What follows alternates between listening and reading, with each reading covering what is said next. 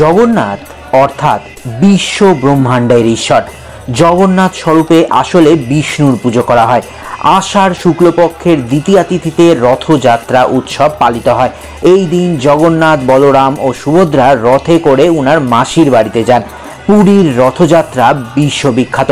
Tourist destination আজ সরাসরি পুরী থেকে রথযাত্রা আপনাদের দেখাবে। তাছাড়াও জানাবে রথযাত্রার মাহাত্ম্য, রথযাত্রার সঙ্গে জড়িত ইতিহাস এবং রথযাত্রার আরও নানান তথ্য।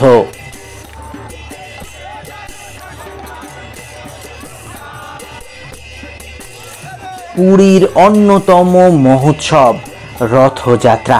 ট্যুরিস্ট ডেস্টিনেশনের পর্দায় আজকে পুরী থেকে সরাসরি রথযাত্রা উদযাপন স্বচক্ষে দেখুন।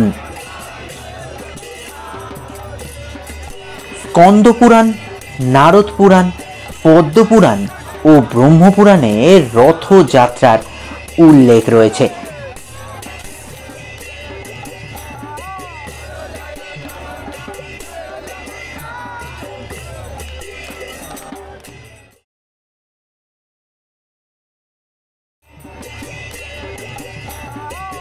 জ্যৈষ্ঠ মাসের পূর্ণিমা তিথিতে জগন্নাথ দেবকে স্নান করানো হয়। তারপর তিনি অসুস্থ হয়ে পড়েন। তারপর প্রায় 15 দিন জগন্নাথকে একান্তবাসে রেখে তার সেবা শুশ্রূষা করে তাকে সুস্থ করে তোলা হয়। আষাঢ় মাসের শুক্ল দ্বিতীয়া তিথিতে জগন্নাথ দেব সুস্থ হয়ে একান্তবাস সমাপ্ত করেন এবং সকলকে দর্শন দেন। জগন্নাথের দেখা পেয়ে সকলে আনন্দিত হয়ে রথযাত্রার আয়োজন করেন। অন্য এক পৌরাণিক কাহিনী অনুযায়ী সুভদ্রা দ্বারকা দর্শনের ইচ্ছে প্রকট করলে কৃষ্ণ ও বলরাম পৃথক পৃথক রথে বসে নগর ভ্রমণে বের হন। মনে করা হয় এরপর থেকেই প্রতি বছর রথযাত্রা আয়োজিত হয়ে চলেছে।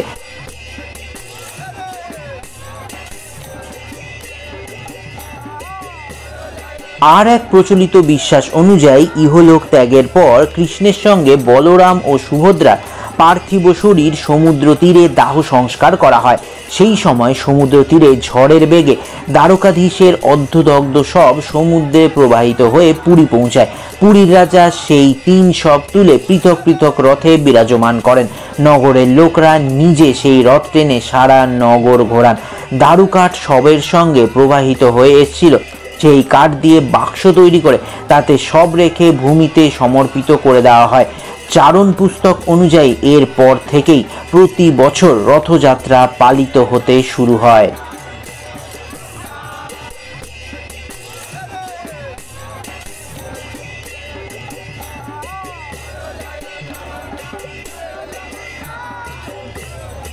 শাস্ত্রমতে নিম কাঠ দিয়ে জগন্নাথ, বলভদ্র এবং সুভদ্রার রথের নির্মাণ করা হয়।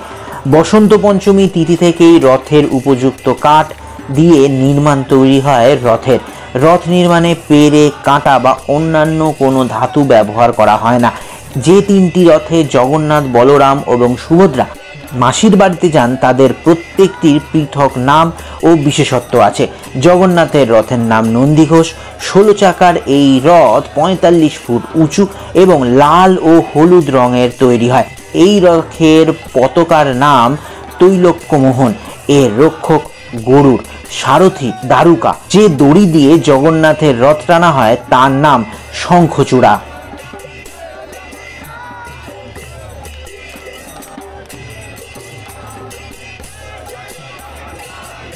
বলরাম বা বলভদ্রের রথের নাম তালধ্বজ।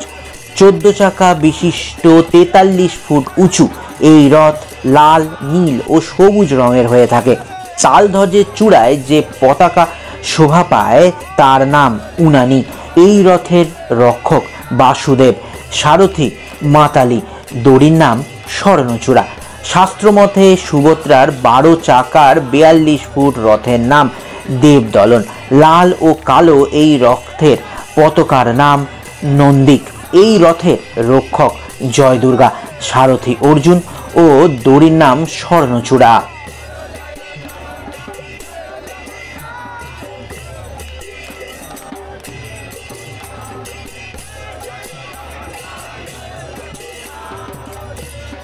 ট্যুরিস্ট ডেস্টিনেশনের সঙ্গে পুরীর রথযাত্রা পরিক্রমা সরাসরি ট্যুরিস্ট ডেস্টিনেশনের পর্দায় দেখতে কেমন লাগছে তা অবশ্যই কমেন্ট করে জানান। আপনাদের ভালোবাসায় আজ আমরা পরিপূর্ণ। জয় জগন্নাথ অবশ্যই কমেন্ট বক্সে লিখুন এবং জগন্নাথ দেবের আশীর্বাদ অবশ্যই সংগ্রহ করুন।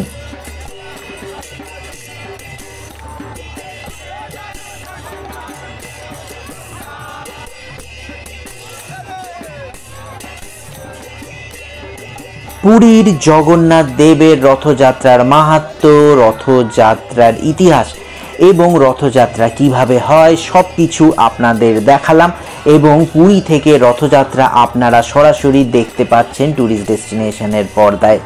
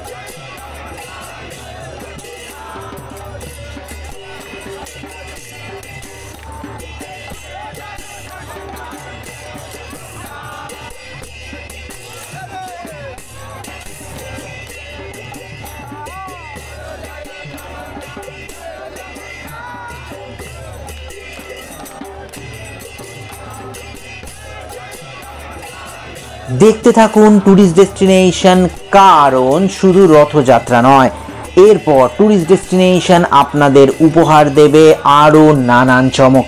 আর শুধু রথযাত্রা দেখাই নয়, তার যে মাহাত্ম্য তা প্রত্যেকটি বাঙালি যেন জানতে পারে। তাই ট্যুরিস্ট ডেস্টিনেশনের এই সব ভিডিও শেয়ার করুন এবং অবশ্যই কমেন্টে লিখুন জয় জগন্নাথ। ভালো থাকবেন, দেখা হচ্ছে পরের ভিডিওতে।